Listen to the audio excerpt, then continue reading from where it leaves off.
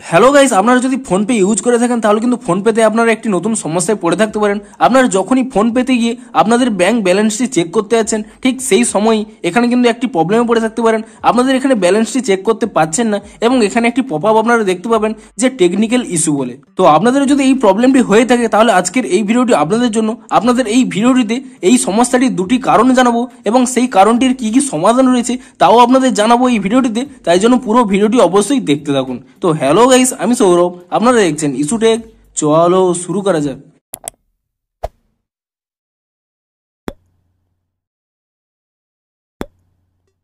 ভিডিওটি শুরুতেই জেনে দিই, আজকের এই ভিডিওটি যদি আপনাদের একটু হেল্পফুল বলে মনে হয় অবশ্যই একটি লাইক করে দিন এবং এই চ্যানেল যদি আজই নতুন এসে থাকেন এখন চ্যানেলটিকে সাবস্ক্রাইব করে রাখুন এরকম নতুন নতুন সমস্যার সমাধানের ভিডিও দেখার জন্য। তো চলুন এবারে মেন ভিডিওটি শুরু করা যাক।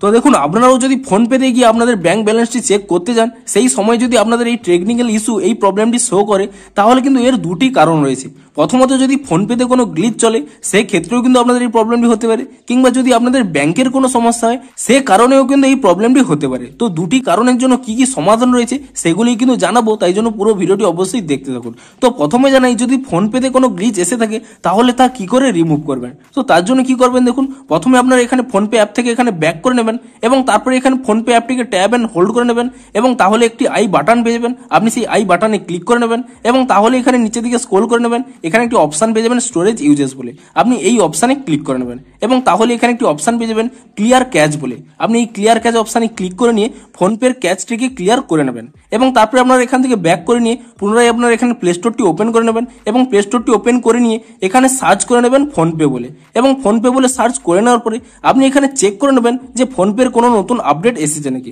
যদি ফোনপের কোনো নতুন আপডেট এসে থাকে আপনারা কিন্তু এখান থেকে ফোনপে অ্যাপটিকে নতুন ভার্সনে আপডেট করে নেবেন এবং তারপরে আপনারা এখান থেকে এই ফোনপে অ্যাপটিকে এখানে ওপেন করে নেবেন এবং ওপেন করে নেওয়ার পরে তারপরে এখানে ফিঙ্গারপ্রিন্ট দিয়ে ভেরিফাই করে নেবেন এবং তার পর মুহূর্তে কি করবেন, আপনারা এখানে এই আইকনের উপরে ক্লিক করে নেবেন এবং এই আইকনে ক্লিক করে নেওয়ার পরে আপনারা এখানে ব্যাংক অ্যাকাউন্টস পেয়ে যাবেন। আপনি এই অপশনে ক্লিক করে নেবেন এবং তাহলে দেখতে পাচ্ছেন আপনাদের যে ব্যাংকে এই প্রবলেমটি শো করছে সেই ব্যাংকটি কিন্তু আপনারা এখানে সিলেক্ট করে নেবেন এবং সেই ব্যাংকটি সিলেক্ট করে নেওয়ার পরে আপনারা এখানে নিচের দিকে স্ক্রল করে নেবেন। তারপরে আপনারা এখানে নিচে একটি অপশন পেয়ে যাবেন আনলিঙ্ক ব্যাংক অ্যাকাউন্ট বলে। আপনি সেই অপশনে ক্লিক করে নেবেন এবং তারপরে এখানে পুনরায় আনলিঙ্ক অপশনে ক্লিক করে নিয়ে এখানে কিন্তু আপনাদের অ্যাকাউন্টটিকে আনলিঙ্ক করে নেবেন এবং তারপরে পুনরায় এখানে নিচে একটি অপশন দেখতে পাচ্ছেন অ্যাড নিউ ব্যাংক অ্যাকাউন্ট বলে। আপনি পুনরায় এই অপশনে ক্লিক করে নিয়ে আপনি যে ব্যাংকটিকে আনলিঙ্ক করে নিয়েছেন সেই ব্যাংকটিকে পুনরায় কিন্তু আপনারা এখানে সিলেক্ট করে নেবেন এবং সেটি সিলেক্ট করে নেওয়ার পরে এখানে দেখুন ভেরিফিকেশন হচ্ছে, আপনারা এখানে ওটিপি দিয়ে দেবেন কিংবা অটোমেটিক যদি এখানে ওটিপিটি ভেরিফাই হয়ে যায় তো ভালোই। আপনারা কিন্তু এখানে কয়েক সেকেন্ড এখানে লোডিং নেওয়ার পরে ওয়েট করে নেবেন এবং তাহলে কিন্তু আপনাদের ব্যাংক অ্যাকাউন্টে এখানে অ্যাড হয়ে গেছে। আপনি কি করবেন, এখানে ক্রস অপশনে ক্লিক করে নেবেন এবং তাহলেই দেখতে পাচ্ছেন আপনাদের কিন্তু ব্যাংক অ্যাকাউন্টটি কিন্তু এখানে অ্যাড হয়ে গেছে এবং তারপরে কি করবেন, আপনারা এখান থেকে ব্যাক করে নিয়ে পুনরায় এখানে ফ্রন্ট পেজে চলে আসবেন এবং তারপরে এখানে চেক ব্যাংক ব্যালেন্স এখানে ক্লিক করে নেবেন এবং তারপরে যদি আপনারা সেই ব্যাংকের উপরে ট্যাপ করে নিয়ে আপনাদের এখানে ইউপিআই পিনটি এখানে দিয়ে দেন এবং ইউপিআই পিনটি দিয়ে দেওয়ার পরে আপনারা যদি এখানে ঠিক চেনে ক্লিক করে নেন এবং তাহলেই দেখতে পাচ্ছেন এখানে কিন্তু প্রবলেমটি সলভ হয়ে যাবে। এবারে দেখুন, এটি হলো যদি ফোনপেতে যদি কোনো গ্লিচ এসে থাকে তার সমাধান, কিন্তু আপনাদের আরো একটি কারণ এই প্রবলেমটি হতে পারে।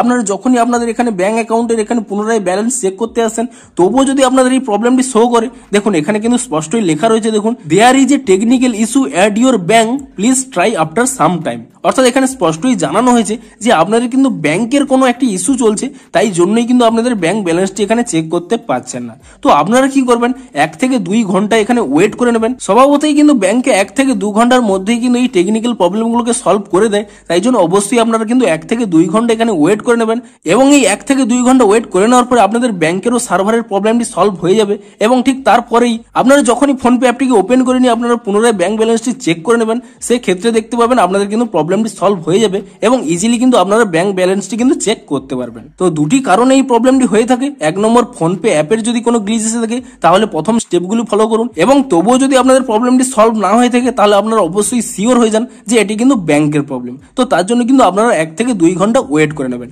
এবং ঠিক তারপরেই আপনারা চেক করবেন, দেখবেন আপনাদের কিন্তু প্রবলেমটি সলভ হয়ে যাবে। তো ভিডিওটি যদি আপনাদের একটু হেল্পফুল বলে মনে হয় অবশ্যই একটি লাইক করে দিন। দেখা হচ্ছে আরো কোনো নতুন সমস্যার সমাধানের ভিডিওর সাথে। Thanks for watching.